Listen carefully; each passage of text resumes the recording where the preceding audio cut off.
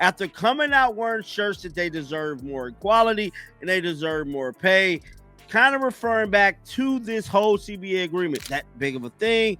Well, I am here to tell you, Caitlin Clark and the ladies definitely found herself on the cover of News. Now, Caitlin Clark had on a shirt that actually stated she deserved money like NBA players. Now, how does a league demand pay us while losing $40 million a season? The players wore those shirts boldly, but after digging into the numbers, it's a total disconnect. You won't believe how the financial mess of the WNBA ties back to the All-Star Game's chaos and the owner's fear of losing star investments like Caitlin Clark. What's really going on here? Before we move on, I'd like to ask you a small favor. If you appreciate this content, please take a second to like this video and subscribe to the channel. Over 98% of you watch the videos without subscribing. It costs you nothing, but it makes a huge difference to us. So, did you click the subscribe button? Great. Thank you so much. Now, back to the video. Should they be getting money like the NBA players? I don't think so. They owe these NBA owners a lot of money, bruh. NBA, nothing is stopping you. Oh, wait, that would imply equality, right? So, people was definitely talking about this shirt. And the numbers are a little lopsided there, CC. There's a huge difference in 11 billion and 200 million. Imagine being told that there's only space for one league in women's basketball. Not two, not three, just one.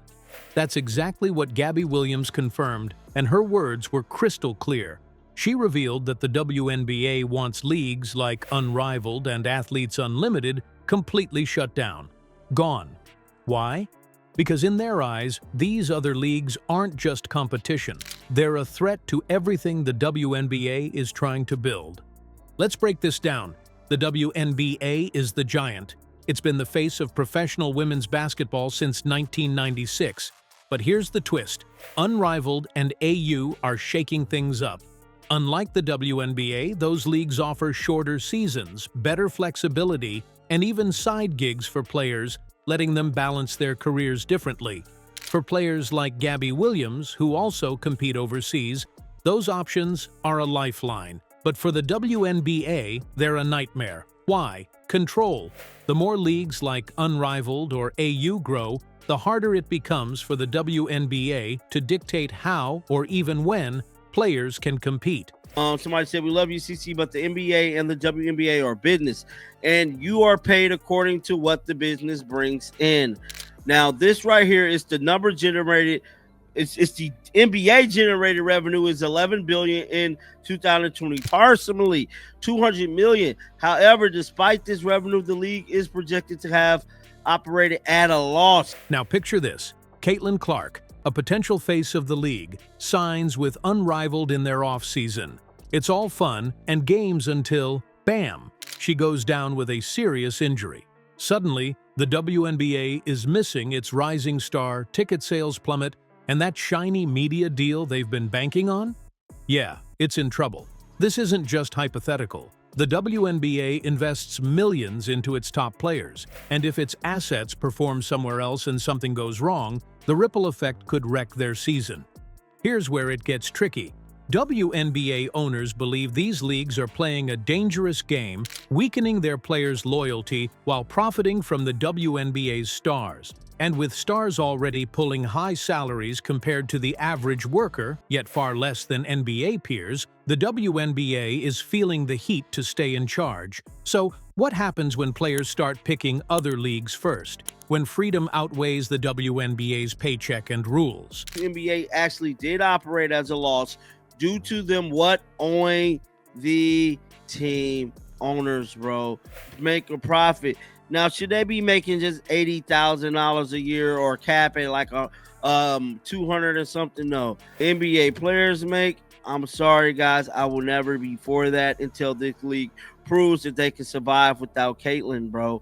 The WNBA wants control, but it's also grappling with much bigger problems, like defending a league that still loses millions every year. And that's where the backlash over those pay-us shirts starts to get messy. The All-Star Game was supposed to be a celebration of the WNBA, but one moment stole the show, and not in a good way. Players rocked pay-us shirts during warm-ups, sending a bold, no-nonsense message about compensation. It wasn't subtle, and it wasn't supposed to be. On the surface, it looked like a power move, but social media had other ideas. Instead of sparking solidarity, the shirts became a meme. Critics were relentless, calling the whole thing out of touch with reality. The reason? The WNBA's financial situation is no secret, and the numbers don't lie. A New York Post report dropped a bombshell. Last season, the WNBA lost $40 million. This isn't a recent problem either. The league has been in the red since it launched in 1996. Almost 3 decades without a single year of profit. Think about that. Name another multi-million-dollar business that's managed to survive 29 years without ever breaking even. Now add in the fact that the WNBA depends on NBA subsidies just to stay afloat. Suddenly, those shirts don't seem like the winning statement players probably hoped they'd be. This is partially due to the fact that the player salaries only account for a small 10% of the overall revenue. Is definitely making news over this, man. Now, Caitlin Clark definitely has some things turning heads too in other departments. So fans started chanting, "Pay them." Wow, I didn't know that. When Kathy came up, yeah. Here's another layer to the backlash. The average salary for a WNBA player? About $102,000. Compare that to the average American, who earns around $66,000 a year. WNBA players are already making almost double what most people bring in. Of course, these numbers don't include overseas contracts, endorsements, or other income streams many players rely on to boost their earnings. So when those pay-us shirts hit the scene, people couldn't help but point out the irony of it all. How do you ask for more money when your league is bleeding cash? It wasn't a good look, and the internet made sure everyone knew it. NBA investors are reportedly growing impatient with the league's ongoing financial struggles. They've poured millions into keeping the WNBA alive, and the frustration is starting to boil over. How long can this model hold up? That's the question nobody wants to answer, but it's one the league may have to face soon. The WNBA isn't just dealing with financial losses, it's caught in the middle of a battle for power and survival. Players demand better pay, but the league needs every dollar to stay afloat. Add competition from leagues like Unrivaled, and the stakes couldn't be higher. A lawsuit might be looming, with claims that the WNBA's attempt to crush competitors crosses serious legal lines. Leadership changes could be next if the league can't stabilize. Women's basketball might be at a turning point. Will it thrive, break apart, or face shutdown? One thing's clear. The decisions made now could change everything.